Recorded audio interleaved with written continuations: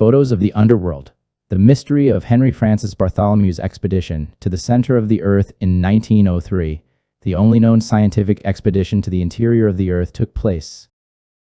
The man who financed and organized this unusual enterprise was a wealthy entrepreneur with a bizarrely big name, was Sir Henry Francis Bartholomew Ignacio Stevens III. He was a famous American billionaire and philanthropist who sponsored many different ventures by the early 20th century too. He was delirious and dreamed all his life to visit the center of the Earth. According to Sir Henry, intelligent life is teeming inside our Earth. Armed with clues from science fiction writers, Sir Henry assembled a formidable expedition in 1903 that vanished into the Mammoth Cave region of Kentucky without a trace, according to the expedition in 1903 that vanished into the Mammoth Cave region of Kentucky without a trace, according to the participants of the fantastic adventure, that one of the passages to the center of our world exists. In 1973, cavers found an old photo album in the Mammoth Caves, which probably belonged to one of the members of the missing expedition of Sir Henry Francis Bartholomew. The controversial material immediately received the highest classification of secrecy. However, even today, these mysterious dungeons pictures have become public for some unknown reason. There is a huge and wonderful world inside where people and other humanoids, fabulous creatures live, and everything is ruled by amazing technologies based on the laws of nature that we have not yet discovered. There are more questions than answers. They followed to the center of the Earth on a special map, which was contained in the mystical novel Edidorpa, or The End of the Earth by the U.S. writer John Uri Lloyd. This map showed hidden passages that had not yet been marked by any person. The expedition members, at their own peril and risk, decided to check the veracity of the guiding marks from a science fiction novel, and did not fail. They still hit the center of the Earth, but unfortunately, no one else heard anything about them. The expedition of Sir Henry Francis Bartholomew disappeared without a trace in the endless cave systems of Kentucky. And only in 1973, when speleologists began to map the Mammoth Cave tunnels in detail, the remains of several members of the mysterious expedition of 1903 were discovered. One of the dead was apparently a photographer.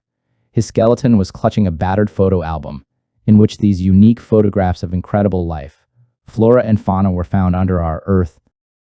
For some time, these photographs were kept in the U.S. National Archives under the heading Secret, but more recently they have become public. To this day, there are disputes about these mysterious photographs. They clearly show flora, fauna, people, gnomes, humanoids, UFOs, humanoid monsters, and outlandish animals that live inside our planet. Is this really so? Who knows? But these pictures are really amazing. The ancestral myth of the hollow earth and underground civilizations, countless stories, myths, and legends are told about underground cities and subterranean civilizations spread through a vast network of interconnected tunnels across the planet. There are many rumors surrounding these underground portals. We have only to remember the mysterious stories that revolve around the tunnels and galleries of the Cueva de los Tallos in Ecuador, or stories about entrances to underground worlds, supposedly located in the Andes, the Himalayas, the Gobi Desert, Turkey, and even below the Sphinx of Giza. The hollow Earth theory, and an expedition to the Arctic. The hollow Earth theory states that the Earth is a hollow planet with ancient entrances to the subterranean world scattered throughout it, including near both polar caps. This theory has been reported since ancient times, and scientists such as Edmund Halley have defended it throughout history. From 1818 to 1826, the American John C. Sims passionately supported the theory as well. According to him, there was a subterranean world inside our planet illuminated by a tiny sun, and that included mountains, forests, and lakes. Sims launched a national campaign aiming to raise the necessary funds to send an expedition to the Arctic to search for an entrance to the subterranean world. He even sent a proposal to the United States Congress with the intention of getting government assistance to find the entrance to the inner world. Unfortunately for him, he died before the government did allocate funding for his purpose, and the expedition departed in 1838, although, in truth, its goals were not so altruistic. In reality, it was part of the ploy as world powers were trying to learn the importance of the only land not yet conquered, the world. Both polar caps, regardless, commanded by Charles Wilkes, The expedition lasted 4 years. It served to discover the vast geographical extent of the Arctic, but no sign of a passage into the Earth was found. The entrance to the hollow Earth, according to Sims, as he believed we would see it from the moon with a telescope. Illustration of Harper's New Monthly Magazine, October 1882, public domain. Nonetheless, the idea of Sims remained anchored in the minds of a handful of writers who tend to love the search for attainment of seemingly impossible dreams. Thus, Edgar Allan Poe, Jules Verne, and H.P. Lovecraft, among many others, paid tribute to the fascinating theory of the hollow Earth. Illustration drawn by Edouard Rieu in 1864 from the original edition of Journey to the Center of the Earth by the famous Jules Verne. Interest in the hollow Earth theory did not end there. In fact, in the 20th century, with a knowledge of geography and geology of the Earth that was still lacking, there were those who continued trying to access that mysterious world under the Earth's crust. For example, some of the Nazi leaders, the lovers of ancient myths and the occult in Germany, showed a marked interest in these types of theories. History of Hollow Earth Theory. Edmund Halley, 1656 to 1742, the English scientist who studied the comet that bears his name, may have been the first to develop a scientific hypothesis about the hollow Earth. After a series of observations of the Earth's magnetic field, Halley concluded that the anomalies observed could only be explained if the Earth was composed of two spheres, an external solid one and an internal hollow one, each with its own magnetic axis. Edmund Halley with a drawing showing shells of his hollow Earth theory, 1736.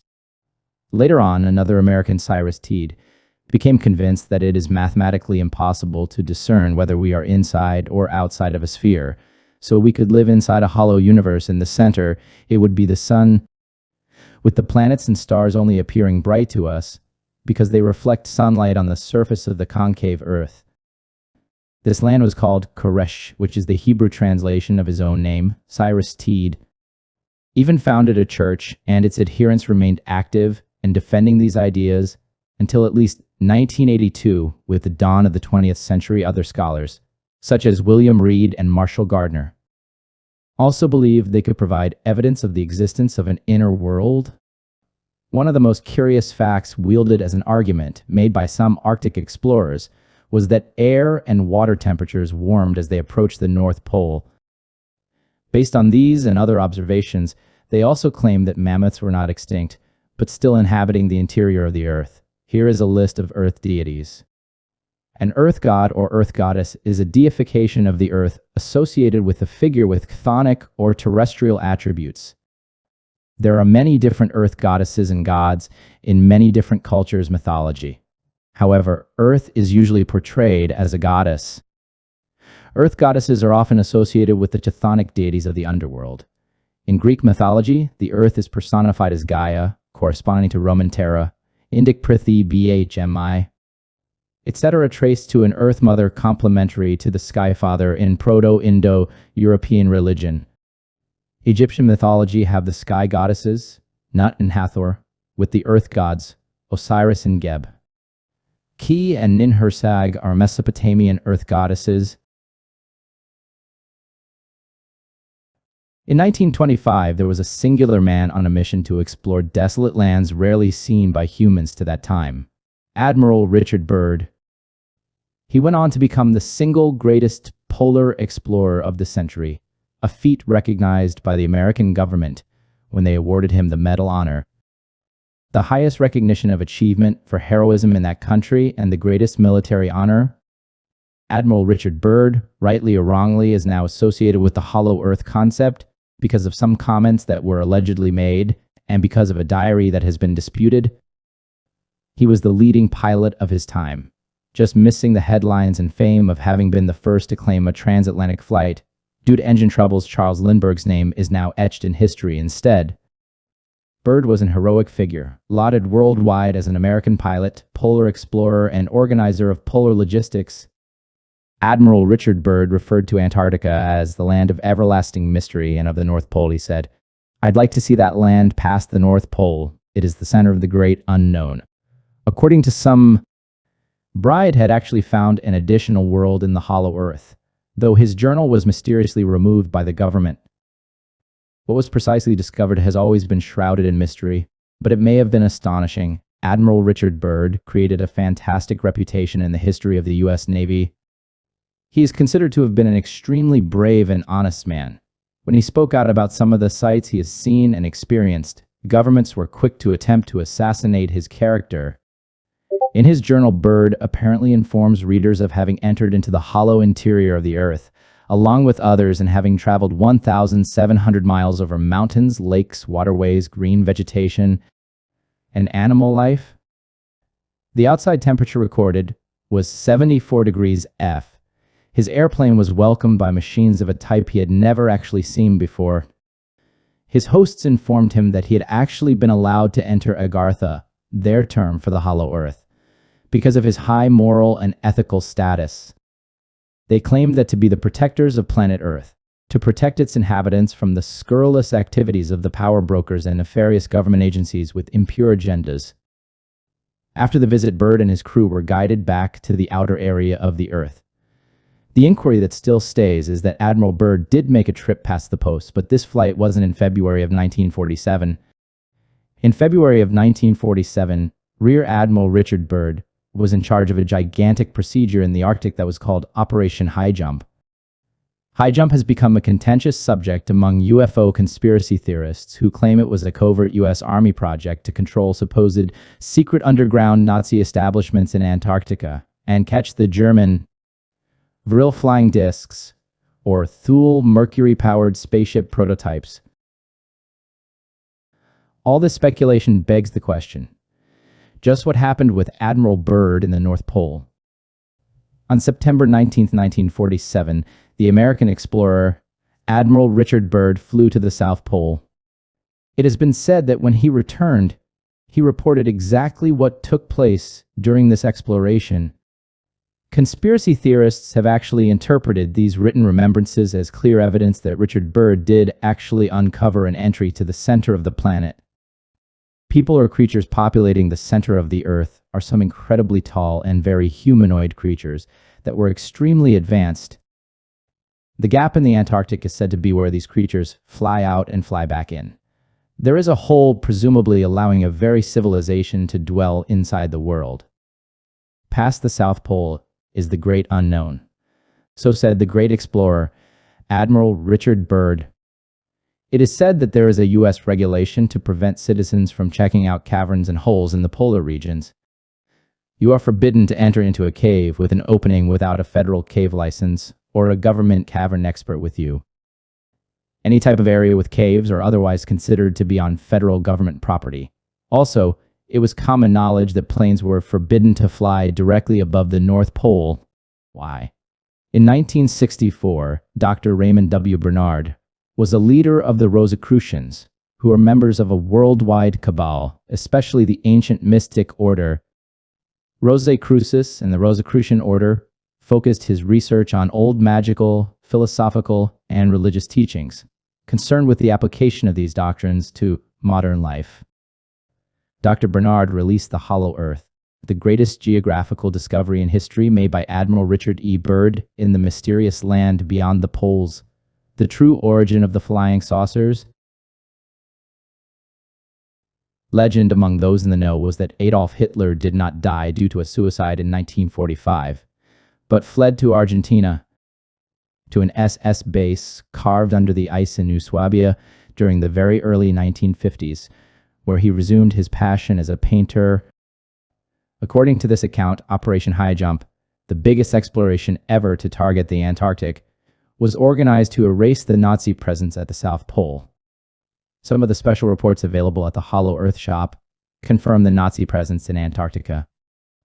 During World War II, it was a sanctuary for U-boats and remained one of the few areas in the oceans bereft of a strong Allied military presence. February 19, 1947, Rear Admiral Richard Byrd was the Navy official in charge of a gigantic operation in the Arctic, which we have alluded to as Operation High Jump, over 40 ships, including the Navy's crown jewel, Mount Olympus, the aircraft carrier, Philippine Sea, the seaplane tender, Pine Sea, the submarine Senate, the destroyer, Bronson, the icebreaker, North Wind, and other tanker and supply ships. An armed contingent of 1,400 seafarers and 3 dog sled teams were likewise aboard. This certainly had more of a military signature rather than an innocent exploration. In January of 1956, Admiral Byrd led yet another expedition to the South Pole. Admiral Byrd explained that the North and South Poles are just 2 of several openings into the center of the Earth. Admiral Forrestal was the first United States Secretary of Defense and among the initial founding members of the Majestic 12, an elite group of powerful government and industry leaders who were tasked with keeping an eye on all alien activity. William Cooper goes into greater detail in the special report titled William Cooper's Deadly Secrets, available under Special Reports. He was killed for his knowledge. Majestic 12, MJ-12, was originally conceived by a man named Jesse Marcel, who had been involved with the first Roswell UFO event. Majestic 12, MJ-12, was the alleged code label of a secret committee of experts, military top leaders, and government authorities. Supposedly developed in 1947 by an executive order from U.S. President Harry S. Truman, Forrestal and Byrd got into hot water by thumbing their noses at the authorities who demanded absolute silence. They collaborated in going public with the tales regarding the Roswell accident and the internal planet. Some believe Admiral Forrestal was assassinated, and within a couple of weeks of Byrd's self-imposed expatriation, he was likewise dying. His journal was leaked after his death. All this speculation begs the question: just what happened with Admiral Byrd in the North Pole? Dr. Raymond W. Bernard was a leader of the Rosicrucians, who are members of a worldwide cabal, especially the ancient mystic order, Rosicrucis, and the Rosicrucian order. Focused his research on old magical, philosophical, and religious teachings, concerned with the application of these doctrines to modern life. Dr. Bernard released The Hollow Earth, the greatest geographical discovery in history made by Admiral Richard E. Byrd in the mysterious land beyond the poles, the true origin of the flying saucers. As we mentioned above, Admiral Richard Byrd of the United States Navy flew to the North Pole in 1926 and over the South Pole in 1929. The contention continues that Admiral Byrd did make a trip inside the North Pole entrance to the Hollow Earth in 1926. In January of 1956, Admiral Byrd led an expedition to the South Pole. Admiral Byrd stated that the North and South Poles are only 2 of numerous openings into the facility of the Earth. Will this ever be confirmed? Given the iron grip on exploration now exercised by governments too covering things up? Probably not. Admiral Richard Byrd proved not only a great explorer who had enough integrity to lead massive explorations of both poles, but sufficient character to tell the world what the government did not want him to reveal. It's only a matter of time before someone leaks this information. If they won't, people who work within will. What do you think about if Hollow Earth exists? Let me know in the comments section down below. Thanks for watching. If you like what I do, don't forget to subscribe, leave a like, and share this video.